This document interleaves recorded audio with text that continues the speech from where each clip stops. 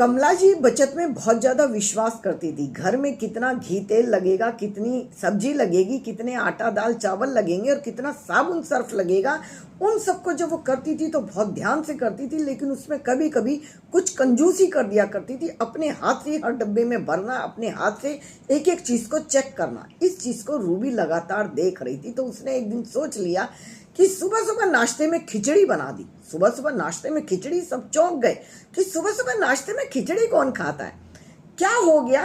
खिचड़ी कोई physical work घर में करता नहीं है, सबके पेट खराब रहते हैं, तो सुबह सुबह नाश्ते में खिचड़ी खाओगे तो पेट सबके सही रहेंगे, पैसा भी बचेगा और सेहत भी ठीक रहेगी। और शाम को जब देखा तो सबके पंखे बंद कर दिए थे। इतनी गर्मी और पंखे बंद, सबकी गर्मी में बुरी हालत हो गई थी। तभी रूबी लाई थी हाथ के पंखे। ये लो, दोनों एक दूसरे की हवा करो और दोनों भाई बहने जब बैठोगे तो प्यार भी बढ़ेगा और हवा भी हो जाएगी। लेकिन पंखे क्यों बंद है? अगर 6 घंटे हम दिन में अपनी लाइट बंद करते हैं तो सोचो कितनी बड़ी बचत हम करेंगे और कितना पैसा हमारा बचेगा। बाथरूम में जाके सबके फेस वॉश हटा दिए थे और उसकी जगह रख दी थी मुल्तानी मिट्टी और नीम के पत्ते।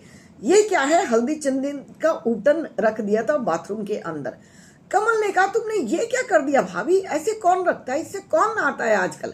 तुम समझते नहीं हो स्किन कितनी अच्छी हो जाएगी।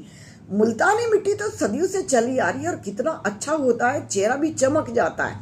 इस फेस वॉश में क्या रखा है? सारा पैसा बर्बाद हो जाता है।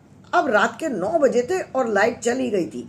पड़ोस में झांक कर देखा तो सबकी लाइटें आई हुई थी और हमारी लाइट नहीं है। कहीं लाइट में गड़बड़ तो नहीं हो गई है? तभी रूबी ने कहा कि लाइट में कोई गड़बड़ नहीं हुई है, मैंने मेन स्विच बंद कर दिया है। भाभी आपने ये क्या कर दिया? सोएंगे कैसे? रात को कैसे नींद कैसे आएगी? अरे अभी बारिश हुई है, ठंडक हो चुकी है, एसी की जरूरत नहीं है। और सोचो ना, ये जो तुम नेट इतना वेस्ट करते हो उससे कितना बड़ा नुकसान हो रहा है।